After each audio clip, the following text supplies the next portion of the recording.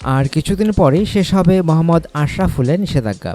আগামী অগাস্ট মাসের ১৩ তারিখে মুক্ত হবেন সাবেক এই অধিনায়ক। স্পটস ফিক্সিংয়ের দায়ে সব ধরনের ক্রিকেট থেকে নিষিদ্ধ মোহাম্মদ আশরাফুলের নিষেধাজ্ঞা কাটিয়ে ব্যাট হাতে আন্তর্জাতিক ক্রিকেটে ফিরতে পারবেন কিনা সেটা সময় বলে দেবে। তবে টাইগারদের ওপেনার তামিম ইকবাল মনে করেন আশরাফুলকে ভিন্ন চোখে দেখার সুযোগ নেই। নিষেধাজ্ঞা শেষ হলে সে আর ১০ জন ক্রিকেটারের মতোই থাকবেন। গত বৃহস্পতিবার সামাজিক যোগাযোগ মাধ্যম ফেসবুকে ভক্তদের বিভিন্ন প্রশ্নের উত্তর দেওয়ার সময় আশরাফুল প্রসঙ্গে তামিম বলেন, এটা খুব সেন্সিটিভ ইস্যু। আমরা সবাই জানি উনি এখন শাস্তি ভোগ করছেন। সাজার মেয়াদ শেষ হওয়ার পর উনি আমাদের মতোই একজন থাকবেন। যে কারণে ওনাকে সাজা দেওয়া হয়েছিল সেই সাজা কাটিয়ে আবার ক্রিকেট মাঠে নামবেন। ফলে তখন তাকে অন্য চোখে দেখা উচিত হবে না, কারণ তিনি তার সাজাটা পুরোপুরি ভোগ করেই ফিরছেন।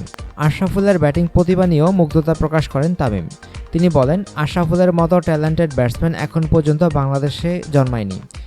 আর সাজার মেয়াদ কাটিয়ে ফেরার পর যে কোনো কিছুই হতে পারে। Bangladesh premier league BPL match fixing কেলেঙ্কারিতে জড়িয়ে সব ধরনের ক্রিকেট থেকে নিষিদ্ধ হন টেস্ট ক্রিকেটের সর্বকনিষ্ঠ সেঞ্চুরিয়ান মোহাম্মদ আশরাফুল। ২০০১ সালে তার বয়স তখন ১৭ বছর ৬১ দিন। তখন তিনি শ্রীলঙ্কার মাটিতে স্বাগতিকদের বিপক্ষে টেস্ট ম্যাচে সেঞ্চুরি করেন। সেটি ছিল তার টেস্ট অভিষেক ম্যাচ। ১০০টি টেস্ট ম্যাচ খেলে ২৭৩৭ রান করেছেন বাংলাদেশের অনেক বড় জয়ের নায়ক আশরাফুল। সেখানে তার সর্বোচ্চ ১৯০। এছাড়া রয়েছে ৬টি শতক ও ৮টি অর্ধশতক। ১৭৭টি ওয়ানডে ম্যাচ খেলে তিনি মোট রান করেছেন ৩৪৬৮ রান। ওয়ানডেতে তার রয়েছে ৩টি সেঞ্চুরি ও ২০টি হাফ সেঞ্চুরি। অনুগ্রহপূর্বক সংবাদটি শেয়ার করুন এবং খেলাধুলার সর্বশেষ খবর জানতে স্পোর্টস লাইট সাবস্ক্রাইব করে রাখুন। ধন্যবাদ।